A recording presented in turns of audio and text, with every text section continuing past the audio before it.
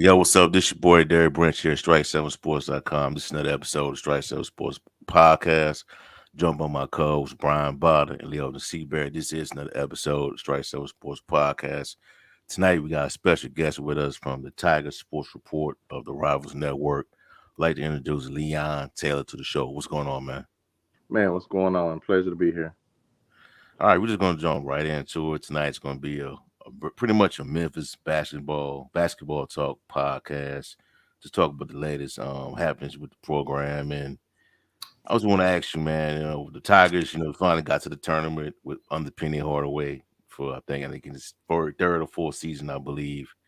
Got to the tournament, beat Boise State, had a real close game with Gonzaga, but eventually fell. A lot of turnover within the program, guys taking jobs, players going to the NBA draft, transfer portal, what have you. But Memphis, Hardaway was able to get some really good talent into the program, starting with Kendrick Davis, who was the most coveted player in the transfer portal, followed by Emmanuel Akud.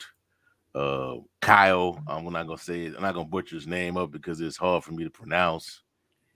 Keota Kennedy, DeAndre Williams is coming back to the fold as well. But I just want to ask you, out of all the the programs that have try to get into the transfer portal and grab talent, do you think Penny is dominating the portal right now, based on your Uh, observation?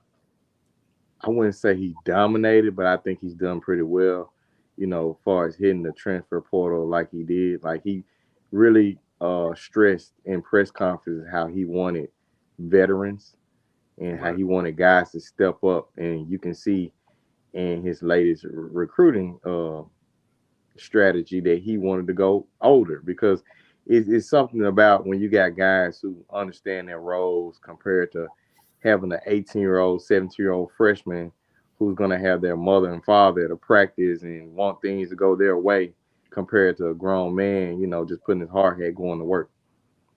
Okay. You got anything to add, Brian O'Leary? Well, I'll just add something. Me and Leon, we go back. We've been talking Tiger basketball a lot. We've had our differences, but I'm glad Petty made the tournament. Now I don't have to talk about that as much. But yeah, I agree with most of what he said. Actually, all of what he said. It's just gonna. I just want to know your thoughts because you reported that Emoni Bates was probably going to go back, and I know some people may have like had a problem with what you said, but I tell people all the time like reporting is you go based on what you're told, and so I bet you were told that, and that's why you reported that. But do you think, in your opinion, do you think that is a good thing for the program because he has? I think if he had come back, he would have been better this year. But would he? Do you think he would have been a starter, or would he have been okay coming off the bench? What is your opinion on that? Well, I mean, just like you said, yeah, I get a lot of good information that comes my way. And a lot of times, if I say book it, it's going to happen. Now, I'm not going to lie, I dropped the ball on this one. And a lot of things can happen at the last minute. And the money based situation was just very interesting because money came to the program and was like, hey, let's try to make this work. It wasn't that Penny reached out, it was that Amani reached out. And they tried to, try to come to a compromise, but it just wasn't going to work because Amani wanted to start, and you just wasn't going to start in front of guys who was already brought in and made promises. Like Keontae Kennedy, they pretty much play like the same position. They can play the two and the three. And Keontae wasn't coming to Memphis to be a backup. This guy has pro aspirations as well and was thinking about entering the draft. He probably wasn't going to get picked, but he would at least made a G League team because we're talking about a guy who's 6'6", who can play the two and the three and, pretty good defensive skills. And it's just the way how Keontae plays and the money, it would have been best for Amani to come off the bench and do his thing. But it's just when you got a guy who had aspiration of being a top 10 pick, he's not trying to come off the bench. So now you go to Eastern Michigan where you can just be the man. I really felt like I'm just like you, Brian, that if he would have came back, he could have improved his stock. And not only that, you want to show NBA scouts that I'm not a quitter. Now you have a question mark on you as you get ready for your journey, and they're going to reach to Penny and ask him, "Hey, what happened?" And the best thing for Emoni to do now is just put up numbers. But even if he puts up 23 points a game, it's still going to be a question mark about what happened in Memphis. But I think it actually worked out for both parties because now we have a good locker room. Nobody's stressing about who's starting. Everybody wants to come and play now. Everybody knows their role. Do you want to jump in? Um, Leon, something that I noticed that I think in one of your Instagram posts for a while back, you were talking about how this year is unique because the Tigers have no freshman players. If I'm not mistaken, they don't have any new freshmen. Everybody that's incoming is from the transfer portal from another school. So, in in do you think that a lot of that a lot, like you said, the experience in terms of getting important players, like getting in players that have done this at a high level at a college already. Do you think that was a result of the drama that went down last year? Like, does that have something to do with it, in your opinion? A lot of the drama went down last year was maturity. You know, maturity goes a long way. And when you got guys like Jalen Duran, who really focus was on basketball, was not, he wasn't focused on being a true student athlete at that time. And then you got Emoni, who was praised to be, the top recruit that he was supposed to be. So guys were caught up in like the spotlight, you could say. And it's been like that if you notice since Penny's first year. People come in, oh, this is a great recruiting class. It's going to be one of the best years. And we don't never really give it a chance to develop because, John Calipari, you watch his system, he brings in a new class every year. And they always start off rocky, but then they get the boat going. And the turmoil this past season was about maturity. Guys like, Josh Minot, example. He could probably play and start at any other program, but he had to play his role. He had to come off the bench. It's kind of hard to tell a guy, hey, you got to learn your role compared to being the man when everybody's telling you, hey, you're going to be a first round NBA draft pick. So, it was a lot of turmoil for us. Guys wanted to be the man, but at the same time, eventually guys kind of understood, hey, in order for us to win, we have to buy into the system. And that's why this year is very unique because they got a taste of the NCAA tournament. And those guys want to go back. And when you bring in guys like Akot from Arizona, he played against Memphis in the NCAA tournament, so he has experience. You bring a guy in like Keontae Kennedy, he's played at UTEP and Xavier, so he's hungry to get into the NCAA tournament. Then you throw in KO with his experience and Kendrick Davis, a point guard who's ready to show people that he could run a team and possibly be a top NBA draft pick. All these guys understand their role. And I think the biggest leader on this team is going to be DeAndre Williams. DeAndre Williams, with his experience and leadership, is going to have these guys understanding, hey, in order to play for Penny, you got to play a certain way. Penny and DeAndre bump heads, but at the same time, DeAndre had to recognize and understand that, Penny is the head coach and Penny knows what he's doing. And when you bring a guy in as well as like Frank Haith, he can kind of control the locker room as well because you're talking about a veteran coach who's coached at the highest level in the ACC and the SEC. And, I mean, he's a strategic coach. And many people are so hyped about Larry Brown. I'm hyped about Frank Haith. Frank Haith is a guy who can coach players who are not top 100 players and get the best out of them. I mean, he showed that by beating Memphis during the regular season last season. So he knows what he's doing. All right. So I just want to ask you this. So it basically went from guys like, one and done type of recruits to going to the transfer portal, getting veteran players that have got some experience under their belt playing college basketball. This is going to be the model going forward, or this is just for covering up for this season? I think to a certain degree, he's going to get players. Like, you always want to get that top 10 recruit because that's what sells tickets and that's what fans want to see. We're accustomed to seeing high-level players coming in our program, from days of Tyreek Evans, Derrick Rose. It's something we're accustomed to grow fond of.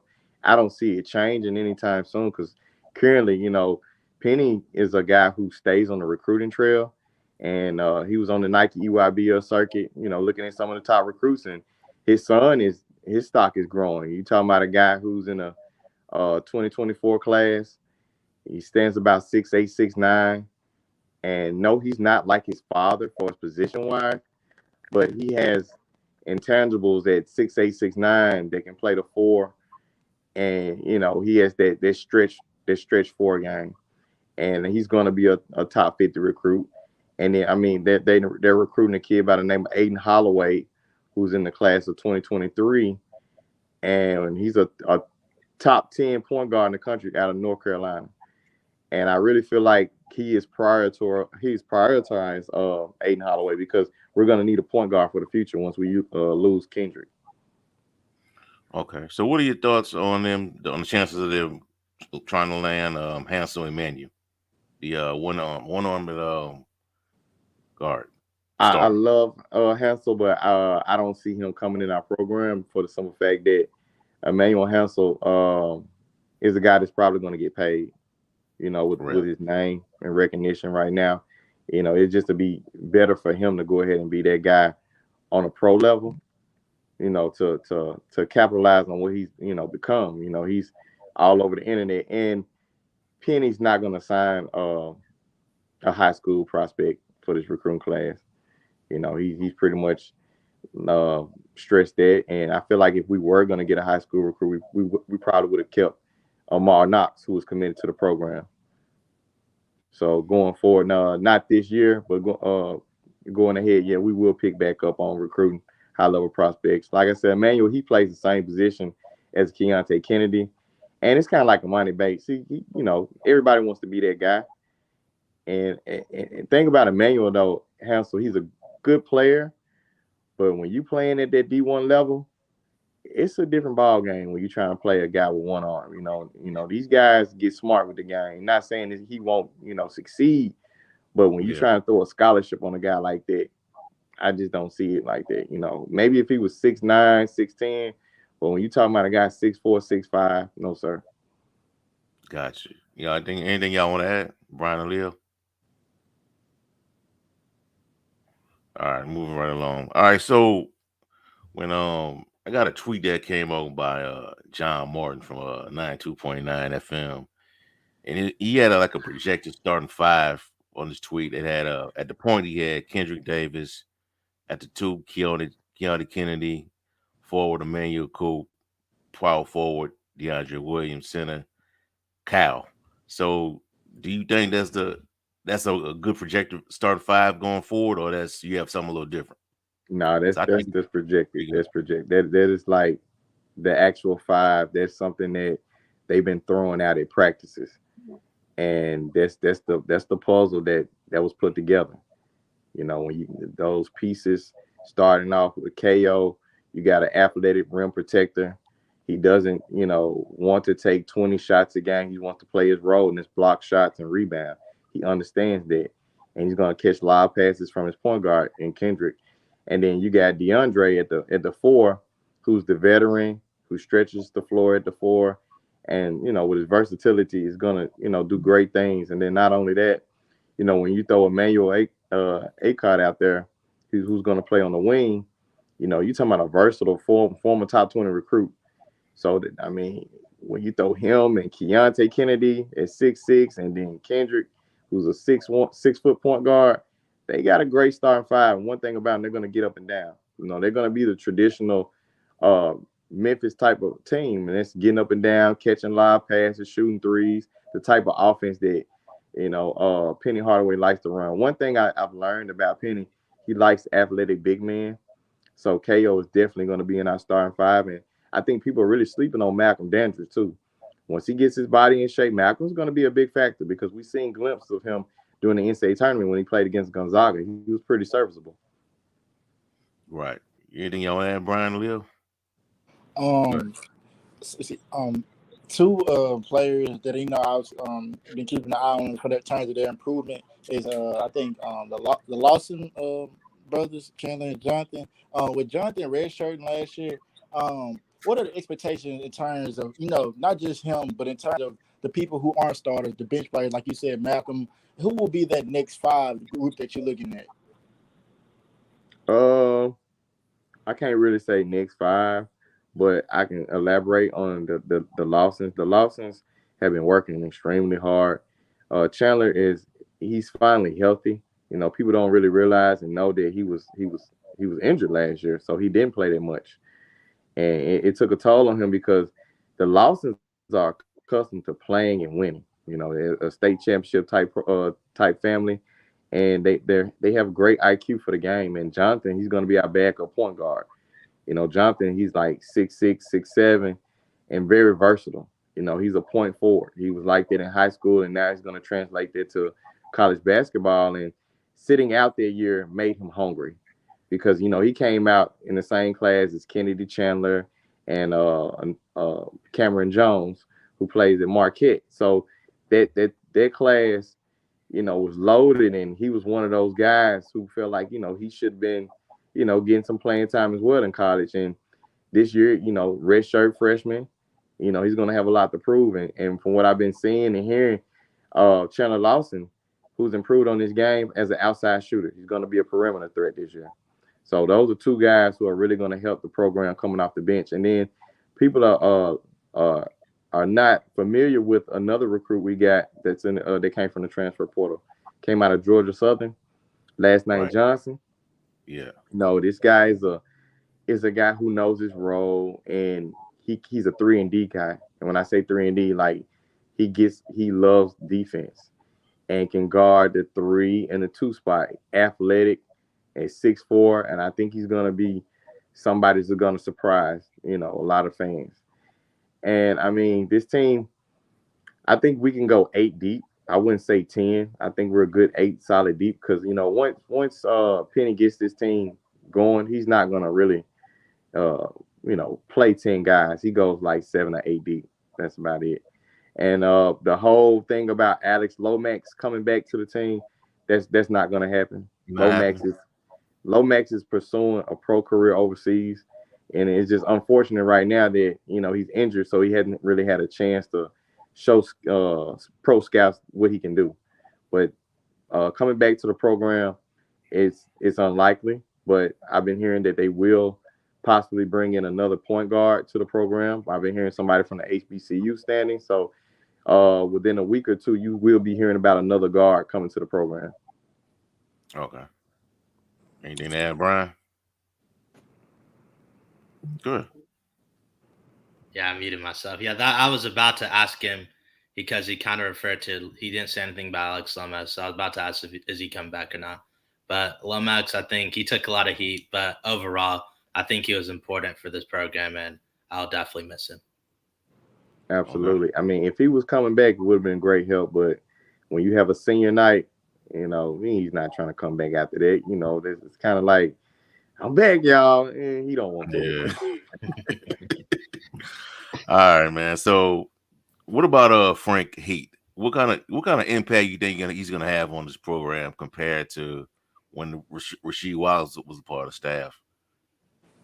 Just like I was saying, with his experience alone is going to be helpful. And then he's a coach that has a strategy, because like coaching at Tulsa, this guy wasn't bringing in top 100 recruits, wasn't bringing in top 50. He was bringing in basketball players and just getting the best out of them.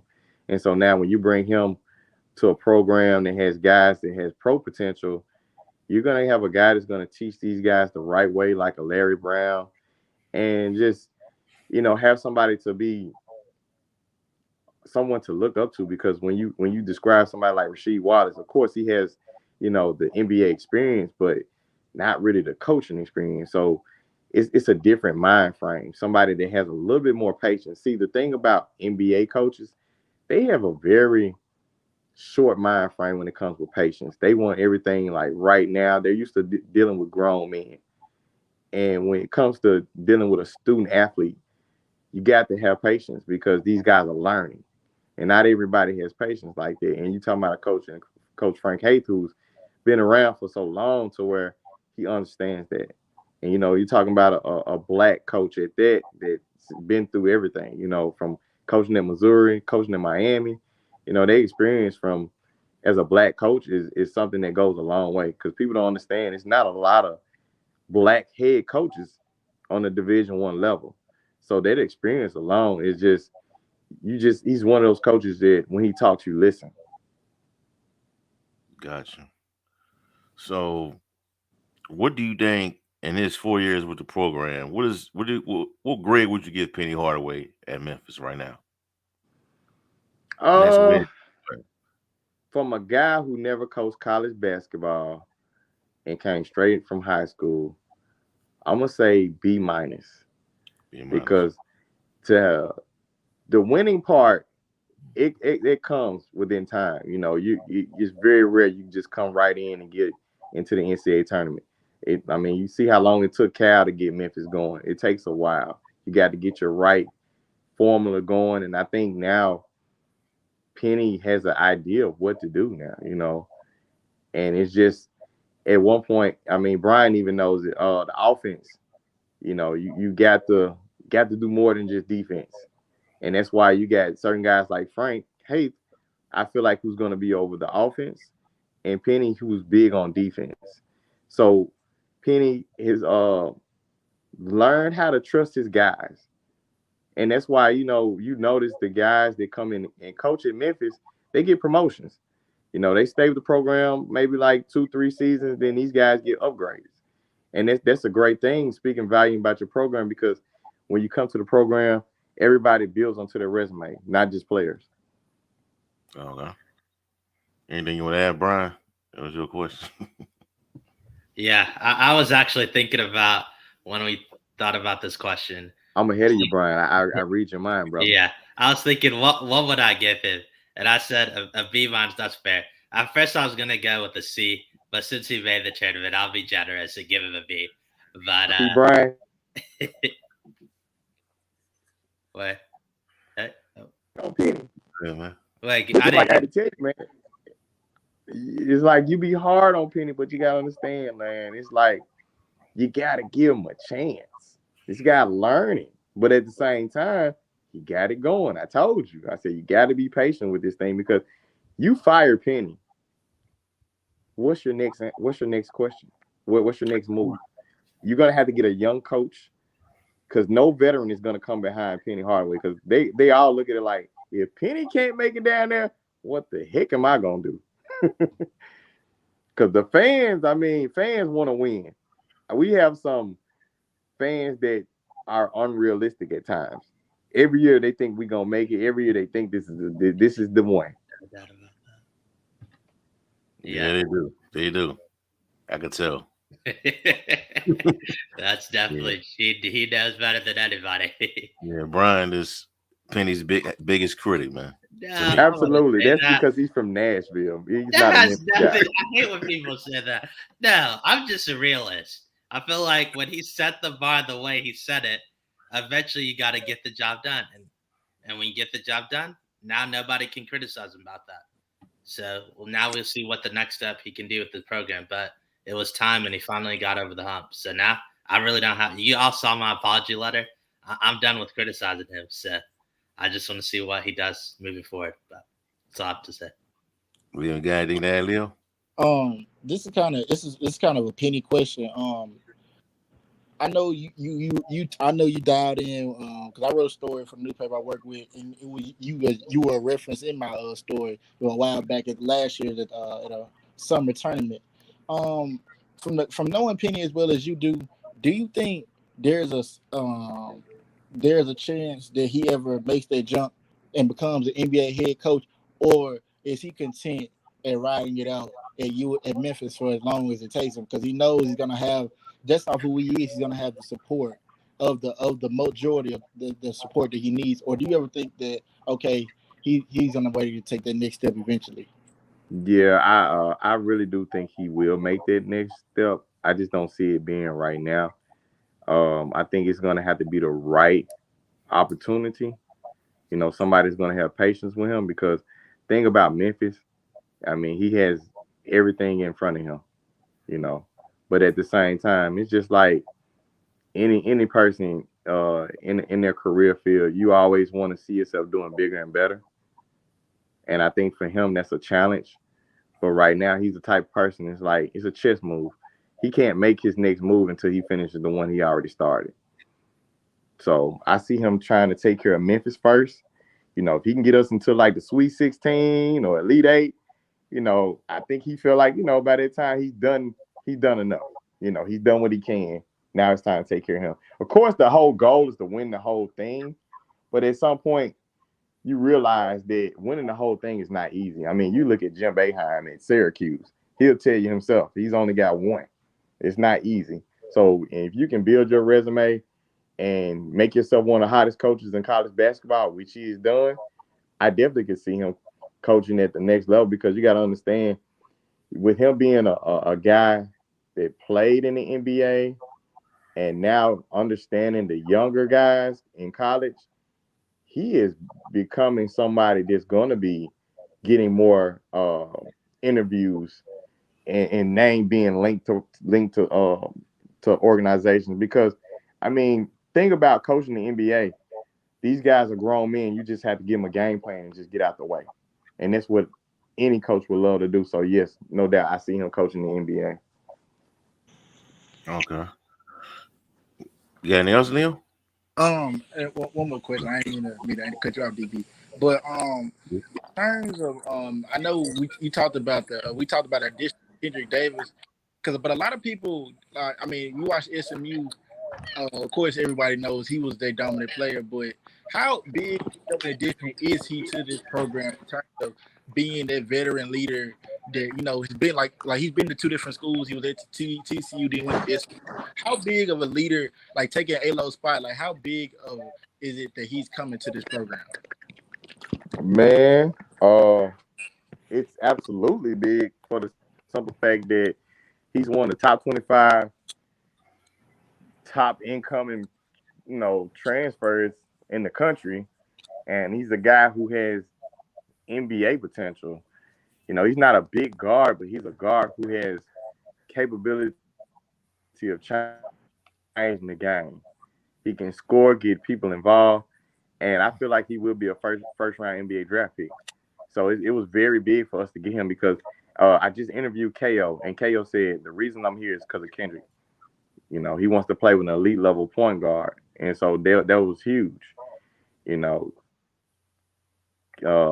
this guy, like I said, he gets people involved. He's a leader, and I think the thing about him is he's going to embrace this city like a Ja Morant. People are going to be so happy to have him around, because he's got that personality where, you know, you just feel like you got your own in your own backyard. John Morant, man, you got that's a really impact. Okay. Now, when I say Ja Morant, I'm man. not saying like how he plays. I'm saying like the Yeah, that personality feeling, that he yeah, brings to the right, court. right, Yeah, right. because you know when Ja hits the floor, all eyes on him. Right. So that's what I mean when I mention Ja Morant. Not as far as like getting up dunking on people. Nah. All right, we'll see. I have one quick thing to say. Go ahead, bro. Yeah, Go ahead, only pushback I'll have is I'm not sure if he's going to be a first round pick, and I hope I'll be loved to be proven wrong, but I think at best a second round pick. There's a chance he may not even get drafted. What do you think about that, Leah or Mr. Taylor? What do you think about my thoughts on that?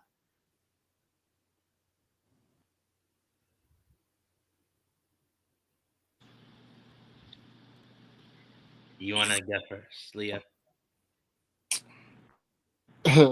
Brian.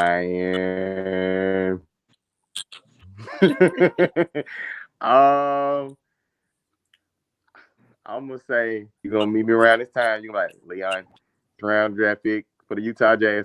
Kennedy Chandler. You know, Kennedy was like 5'11" and maybe like a $175. Kendrick is 6 feet tall, maybe like 190 or 200. So this guy's size is like, you know, it's good. And then I mean, it's just You talking about a veteran. Like I said, this guy was the AAC Player of the Year, and it's just his experience and ability to break down defenders. He's gonna be a first round pick. And it's really big for him to have a big season. So if his career goes based on how great Memphis does, so I say stay tuned because I think he's gonna have his team rocking and rolling. Okay. I'm sorry. I just thought of one more quick question. The reason why I don't think he'll be a first round pick, I look at a guy like Kennedy Chandler, and now maybe you can say teams made a mistake not selecting him, but one thing Kendrick Davis won't have that Kennedy has is upside. Kennedy much younger. Kendrick Davis will be almost 24 when he comes out. So I, when I look, they're comparable to me. Maybe Kendrick when he's at his peak is better. So that's why I think he's gonna probably be a second round pick if he gets drafted. What are your thoughts on that? I mean that's a possibility, and like you said, Kennedy should have been a first round pick, could have been a first round pick.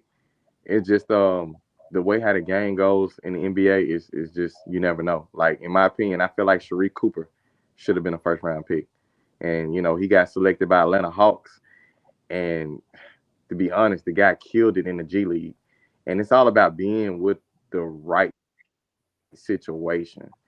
And Kennedy was blessed to get in a situation like the Memphis Grizzlies where he's getting molded. He's not getting, rushed into anything. They're gonna develop him. And I think Kendrick, when he gets with the right team, and he'll have the same opportunity, but like you said, the age thing is a big difference because when you're a 24-year-old point guard, yeah, it's very different comparing to a 19-year-old guy. But at the same time, his ceiling is a little different because he's a veteran. You got guys like the point guard that played at Baylor that won the championship that plays for Sacramento Kings. I can't remember his name. Is it Davion Frank Mitchell. Mitchell? Davion Mitchell. Yeah. Davion. And that's who he kind of reminds me of. That tough point guard, not tall, but he plays bigger than his size. Gotcha. All right, so let's segue to I gotta ask you this, man. With all the good news that's going on with the program, there's possibly this bad news happening as well. And you already know about the level 1 and 2 violation that came down like 2 weeks after the NCAA tournament elimination. And I just want to ask you: is punishment coming down? Do you think punishment is coming down this year, or something that could possibly happen down the road? Man, you never can tell with the NCAA because you got programs like North Carolina. I mean, they literally had Rashad McCants come out and said, "Hey, these guys were taking tests for me, and ain't nothing happened." So you never know. You never know. And so, I mean, honestly, the last time I made a projection on a suspension, I was way off. Like I didn't see them suspending James Wiseman the way they did. So I'm not gonna even try to touch on that, say how many games and Penny had to sit out because the way how they do Memphis is almost like they try to make an example. Okay,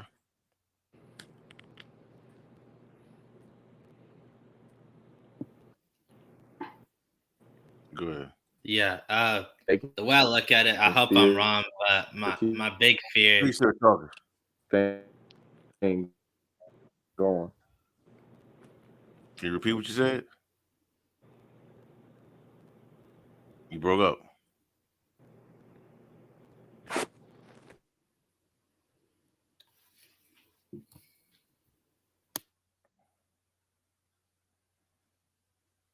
There you go ahead, man. Where y'all can go. Yeah. Back on this. Unfortunately, my fear. I hope I'm wrong, but I think it'll be a postseason ban. That's just my opinion. I hope I'm wrong. But if not, it'll be either be like a scholarship reduction, Penny may get suspended, something like that. I feel it's gonna be one of those three things, and then hopefully the program can I mean, I hope it just affects the program just like this year. Like after this year, it doesn't affect them. Like even if it's a scholarship reduction, I think that right now they only have 10 scholarships that they've used, unless and they could make it 11 if they want to put Jaden back on scholarship or give it to one of the walk-ons. But like if they just want to affect this year, I'm fine with it. Then move forward. Then it's done with. But it's time to move forward. This, like he was saying, these things can be unpredictable. But after a while, like I think it's unfair to the kids that weren't involved to be punished that much longer. So that's the way I view it. You got anything to add, Leo? Um, I agree with Bada. There's, you know, I hope that the like you said, the restrictions that are, because that are going to affect the program, they affect them for this year because, like you said, players and recruits are looking at that, and I've always wondered, like with recruits that are coming in, even though. Like what Penny was saying, Mr. Taylor was saying that Penny's looking at veteran guys. Like our guys like that are looking like to come to this program. Are they looking at okay, we could face a postseason ban? I wonder like guys like Cal and Kendrick Davis and like all those people they're coming in. Brian, I don't know if they were gonna like if they knew that they were getting a postseason ban. I don't know if they choose to come here. So like that's what I'm saying. Like I can see like Kendrick Davis, a guy like we all know is an NBA caliber player, saying, okay, you know what? After not playing in the NCAA tournament last year with SMU, that okay, I'm going to go to a school where I know okay, it's a possibility the teams that I go to won't be able to play in the tournament. Because if that was the case, he may have went to another school. That's just my opinion on it. All right, yeah, Mr. Taylor's back with us. He had some technical difficulties, so could you finish up what you were saying before you went out? Yeah, like I was trying to say, I don't really try to make guesses on suspensions. Like I just feel like uh you never know with the NCAA. Like I said, I could at the max though I see maybe an 8-game suspension, possibly lose a couple scholarships, and that's about it. But honestly, I don't think they're gonna really do any damage. I don't see them doing any damage this year. But like I said, if they do, we're prepared for it. And kind of going back to Mr. Lindwin is saying, those guys, with them being veterans and having so much to play for, I don't think they would have came here knowing that the program was going to be in so much turmoil. But and I think Penny is kind of let those guys know, hey, everything's going to be okay. And an NIL deal will also make everything better too. When you're getting a check, it goes a long way. Okay. So I mean, I've said this in the past. I felt like if you didn't hear nothing by at least June or mid July, I think they're in the clear for this year. But you never know. LSU hasn't been handed down any punishment yet. Um, Kansas won a national championship, and Bill Self, we walk around like nothing's about to happen. So I mean, you should feel the same way if you're a fan of the Memphis Tigers. You don't worry about it. If the punishment comes, it's gonna come. But I don't really see nothing happening that this year, man. I just don't. Just the way it's looking playing out. They're being real quiet right now to me. The NCAA. Thoughts? Absolutely. Yeah, one thing I'll just add. That's why making the tournament was so important last year, just in case this year there's a ban. So then, because think about it, let's just say hypothetically we didn't make it last year, then there was a ban this year. I think that would just add to the long streak that we had of not making it. So it was so important to make the tournament. He got over that hump. So now, ideally, we obviously want to be eligible for this year, but if not, it won't be the end of the world. And also, like when NBA is looking at your season, the tournament's just only a couple of the games. So obviously they would like to see what you do in the big moments, but you'll still have the regular season and hopefully they'll be eligible for the conference. They should be eligible for the conference tournament. So that's the way I look at it. Okay. All right, moving right along. So I know you've heard it. I know you've heard about it already, but the conference realignment and things like that. As far as the we got three rivals of the program leaving for the Big 12 in Houston. Who else is there? Houston, Cincinnati, and UCF all going to the Big 12 tournament.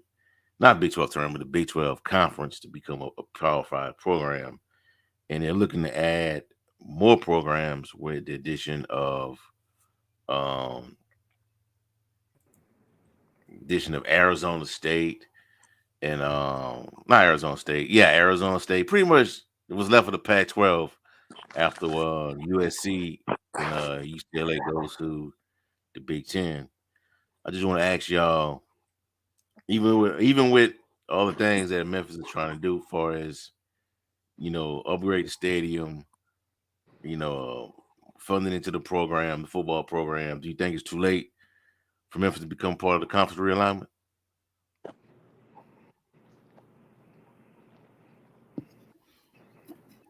I think we may have lost Mr. Taylor. We lost him again. Yeah, I see that. Yeah. I guess I can take this. I'm sorry, I have some background noise. But yeah, I hope Memphis is able to join one of the. I saw a tweet today. I don't know if I put in the group chat, but the Big 12 commissioner, they have their Big 12 media days. He said he's open to any call from any conference. He's going to be very open-minded. So if I'm Memphis, I at least give them a pitch to try to consider me again. Then if it doesn't work, maybe try to find something else. But right now, like this is the way I look at it. It can obviously you want to join a big conference, but if you can stay in the conference you're in and dominate it, then I look at that being fine. Like basketball, I think will be all right. Football, ideally, it'll be better for if we join a bigger conference. But if we stay where we are in basketball, why can't we be the next Gonzaga? I can see that. And some people will say, well, before Gonzaga was them, we were basically the team that like we dominated Conference USA.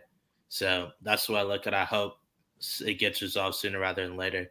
But as we've seen, like who would have thought UCLA and USC would have gone to the Big Ten, and anything can happen, and it can happen at any time. So it's going to be interesting to see how all this unfolds. Yeah, Mr. Taylor, I was asking you before you went out.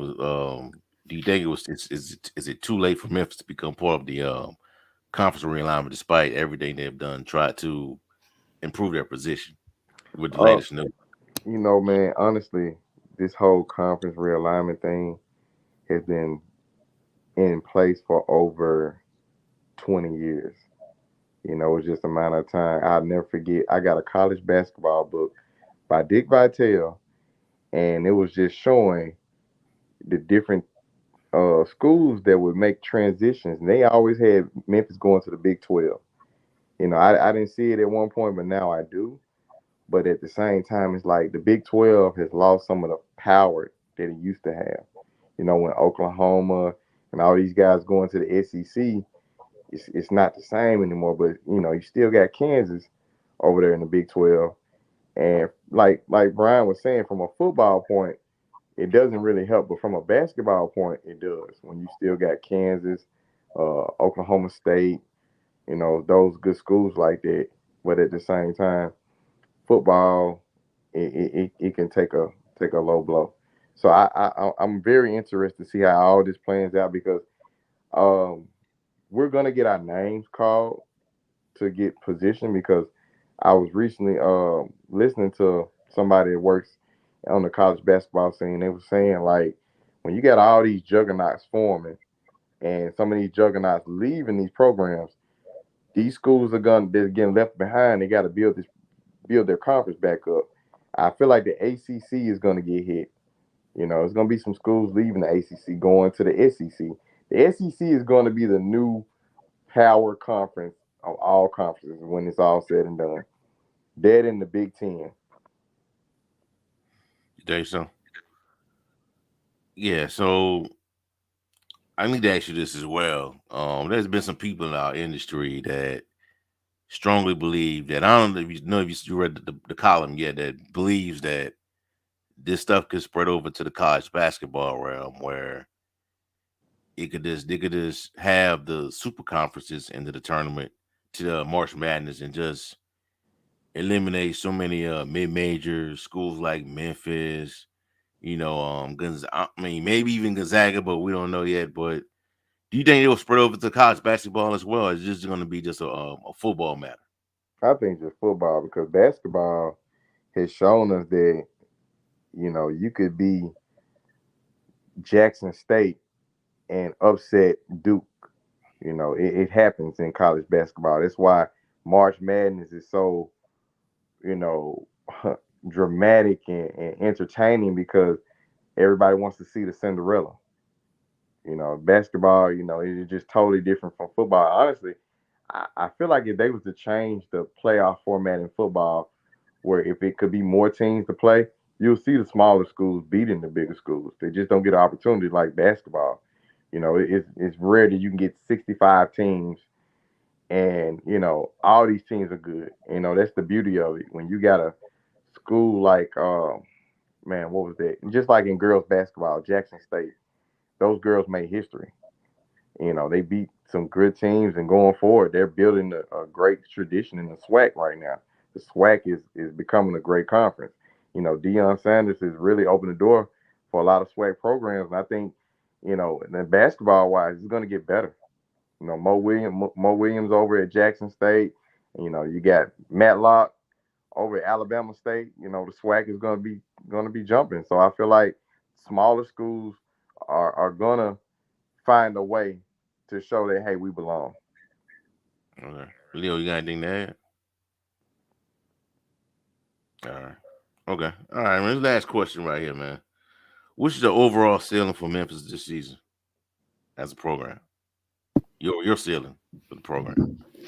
I mean, honestly, I'm gonna say 2-and-out. Two Two and and out. out right now. Yeah, as of right now, 2-and-out. I like the team, but it's just when it comes to chemistry, it goes a long way. And we haven't seen them play yet. And to me, I like to judge a team when you see at least 8 games. They got to go through adversity. And they got a great non-conference schedule was just released, and they playing in some good SEC schools. So it's gonna be interesting. Brian, you got anything to add? Yeah, so when you say 2-and-out, you think they're gonna win 2 tournament games, right? Win one, lose one. Okay. So yeah, I probably agree. I don't see this team surpassing what that last year's team did. But the one thing I will say is if you have there won't be somebody out of position in terms of somebody won't be playing point guard that isn't a point guard. So I think that can help the earlier games. You get a good rhythm, and then again, yeah, we have to see them through adversity. But yeah, I think they could definitely win a game. I think they could maybe win 2 games. Well, depend. It all depends on matchups, and we won't know that until the tournament time. But I like the roster he built, and I can't wait to see. I can't wait for the season to start. Wait, hold on. I have one more question. Hold on. Let me Leo go, and then maybe I'll remember. I just had it, and I forgot it. What would you say, if any, on the roster? Like, I know you said they only go 8 deep, and that's what Penny, that's what he's gonna do. We saw last year when he was running two. He was running different rotations out there. He had 2 5-player rotations that he was running out there frequently early in the season. We saw that decrease during the latter part of the season. What position would you say is the probably maybe the position on the team on the court that you say you have most questions about?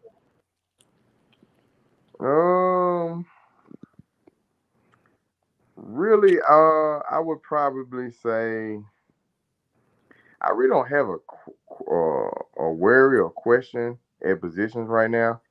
But the thing about it is, if Kendrick, God forbid, was to say have an ankle or a knee injury, I would be worried about who would take over point guard guiding the team because I love Jonathan Lawson, but with him being a guy who's a redshirt freshman starting point guard, that's a lot. But at the same time, I feel like he would step up to the challenge because he's a winner, and he's gotten better. But that just it would be a question mark because I just don't know exactly what he would do. But what I'm hoping, what I know is that he could be somewhat okay.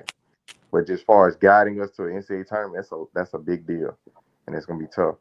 But like, far as like backup point guard, because for me, I'll never forget the team when he assembled with James Wiseman and Lester Quinones and Precious, and everybody was like, "Oh man, we got so much time. We almost got too many players."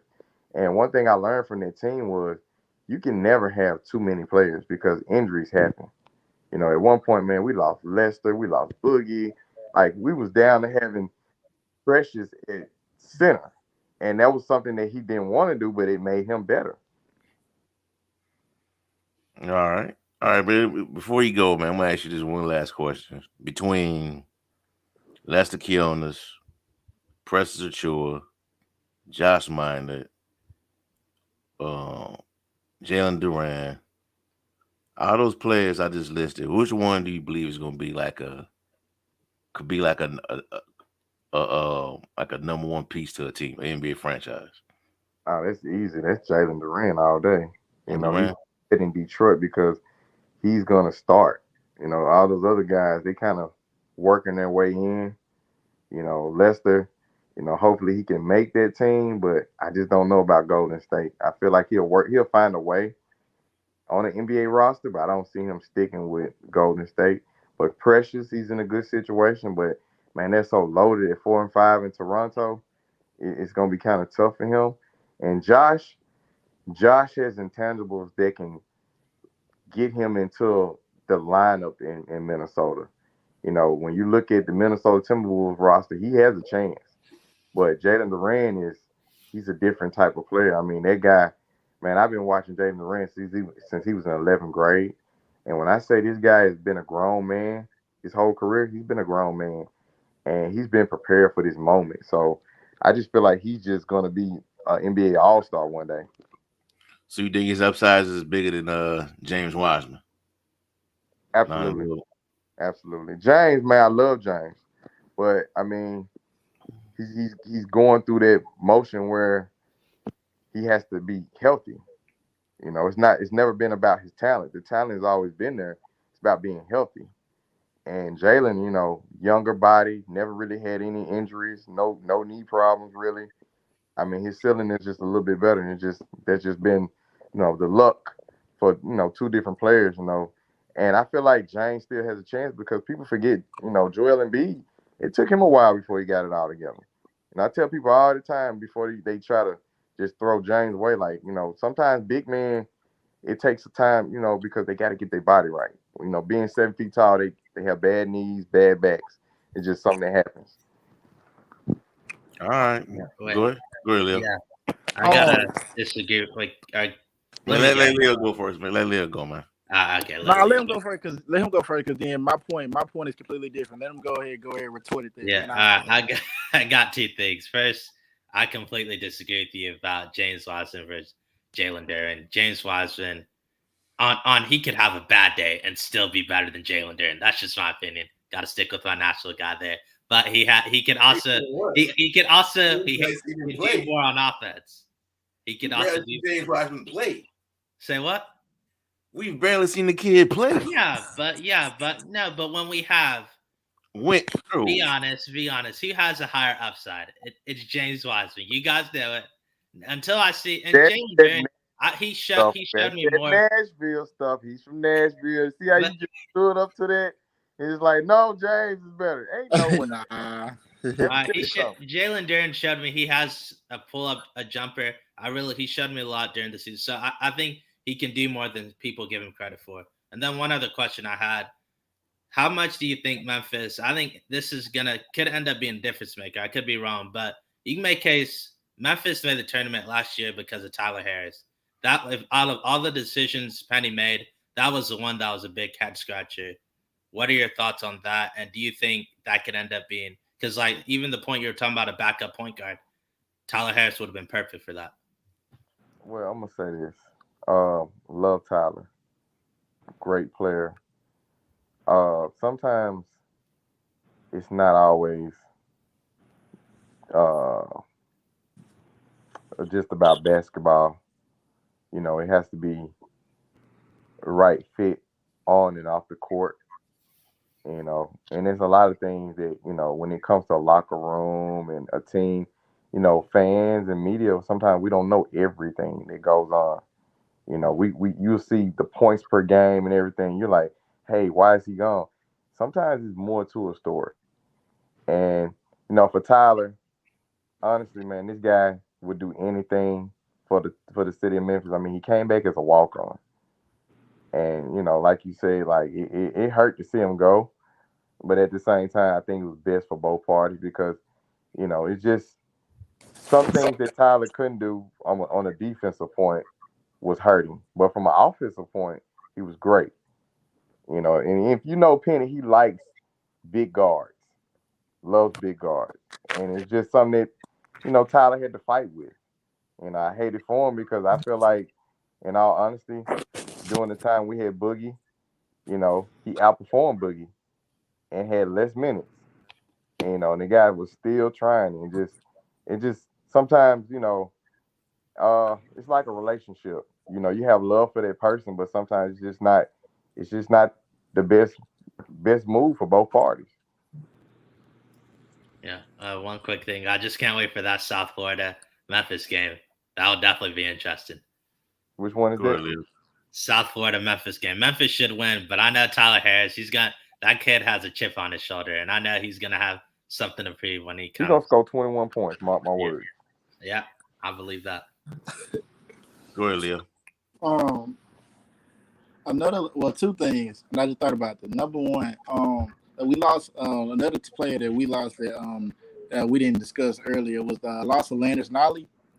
Um, and another, and so like, how is that a big loss in your opinion? Him going to Cincinnati, and second of all, Emoni Bates. A lot of people are talking about his draft stock going down, and I personally think that I think he can still be a top 10 pick in the 2023 draft.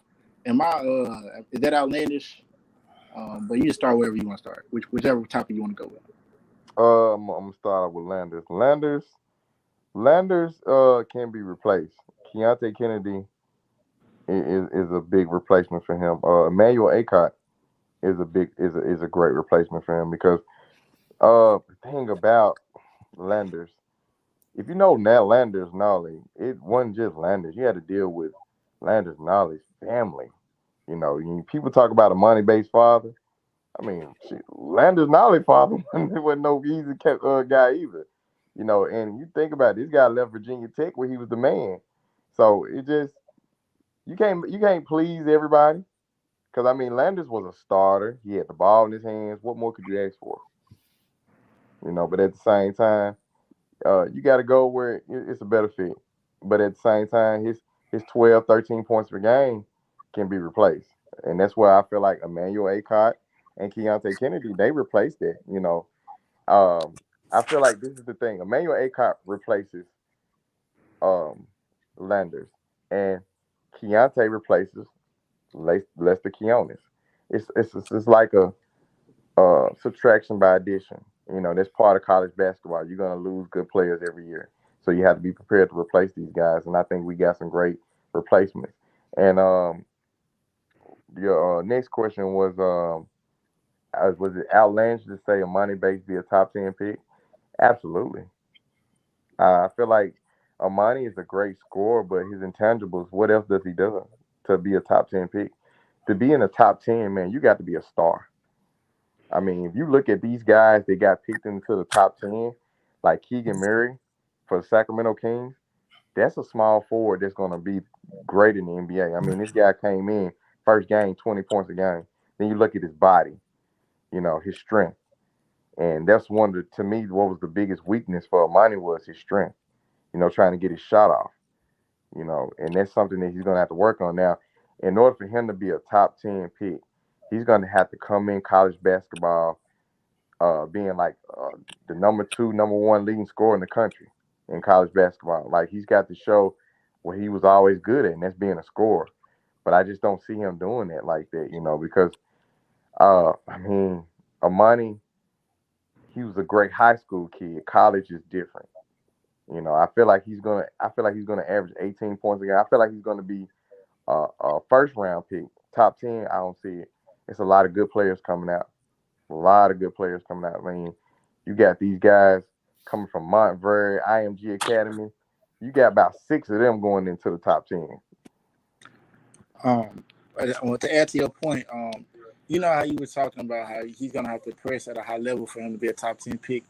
Somebody who people I know you as a high school recruiter that was familiar with the guy Patrick Baldwin. I kept up with him during his season at Green Bay. He didn't do really well. I was not really impressed, and yet he still was a first round pick. And from your analysis, like, and I know this kind of off topic from the Memphis, but from your house, like from what does he bring to Golden State? Because I really just didn't see the first round talent that of course it's Golden State and they see things we don't. But from your evaluations of him, from the college at the high school level, what's intriguing about him? Versatility. He reminds me so much of a guy that I saw from Montverde by the name of Caleb Houston. Caleb Houston played in Montverde, 6'8". Both of these guys can play the 2 and the 3 at 6'7", 6'8". And, it's just Patrick was young.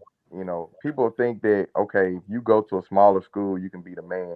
It's not always like that. You got guys that play at these smaller schools are just as good or better. But at the same time, Patrick has potential because, like I said, he has versatility. Good size, they can play on the wing. And when you're talking about guys of Golden State, that's what they love. They thrive on guys who like to shoot the ball at a high level and can create off the dribble. Like everybody, you look at James Wiseman. Wiseman is shooting threes now. Like everybody on that team from top to bottom is perimeter game. So he fits that team. That's why, like Lester, he's in a good program. It's just that all those guys are all good, so it's tough. So I think Patrick is going to have a good career. It's just about getting in the right situation. All right. Yeah. Good. I have one quick thing to add. Yeah, I was like, when we were talking back, I think a while back, we were talking about Emoni Bates and where he could go. And I was thinking, yeah, it'd be nice if he's a top 10 pick. But if the later you get in the draft, you're going to be going to a better team, better situation. The only thing will hurt will be the money up front. But the best thing that can happen to a player like him is to go to the right situation. And if he, let's say, for example, wanted to, I'm not sure how he'd fit their system, but if he went to Golden State, that would be a good culture to be part of. I think the Spurs would be good culture. Memphis would be a really good culture. Imagine him with Ja and what they're building. That'd be really, really nice to see. So it's all about the right situation, and he'll have to develop. And I think the one thing he'll have to do is, I know his dad is big in his basketball life. He'll have to get out of his shadow. I think that's it. His situation kind of reminds me of Lonzo and LaMelo Ball from the standpoint their dad was involved in their life a lot. And then now I think they've become their own men. And now I think that's helped their basketball career. Well, I don't think he's one final thing. I'm sorry. I don't think he's as good as Lonzo and LaMelo, but I think that he has a lot of talent. And if he just gets in the right situation, he can do some special things. I'm gonna say this to your point. Emoni Bates' father and Lonzo Ball father, they two totally different guys. I mean, thing about Lonzo Ball, he never was in the way. He was just always supportive of his child, and that's what people get kind of, mistaken, that they feel like with him hyping up his kid was the wrong thing, but being a parent, that's what you're supposed to do. If anybody's gonna hate, the whole world is gonna hate your kid's game. You got to be that one person to love it, and that's what his role as a father was. He was just adamant about his boys, and I honestly feel like the middle boy that was at UCLA, if that stuff didn't go down, he could have got into the NBA too, man. It's just unfortunate, and he was never wrong because all his boys are hooping. And then think about it, like Emoni has been coached by only his father. Totally different situation. Lonzo was never like that. His son played at Chino Hills, one of the best programs in California. So he's never said, "Hey, I got to coach my boys. I got to do this. I got to do that." No, totally different situation. Like Emoni Bates' father would literally be up under the basketball goal at a University of Memphis game. He would be upset the fact that his son went in the starting lineup. And like that was like something that Penny's never dealt with before. Even as a coach at East High School, you know, having like great high school players, he never dealt with a dad that stressful. That was something that, you know, pretty much let him know, like, okay, going forward, I got to be careful recruiting these high level recruits. Because not only are you recruiting the kid, you're recruiting the parent as well. Right, that's true. All right, all minds cleared. It was a pleasure to have you on with us tonight. Let the folks know where they can find you on social media on Twitter. Yes, sir. You can find me on Twitter at Leon Taylor 1983, and you can't send me a friend request, but you can follow me, Leon King Taylor on Facebook and Leon Devon Taylor on Instagram. All right, that's all we have for y'all for right now. Give us a like, comment, subscribe to the channel. Listen to this through YouTube. If you listen to this through iTunes or Spotify, give us a 5-star rating. Leave your comments. Let us know how you feel about the topics we talked about. Also, check out strike7sports.com for latest content on NFL, the NBA, Memphis Tigers, much more. Have a blessed night. Peace. We out. Thank you. All right, bro. All right.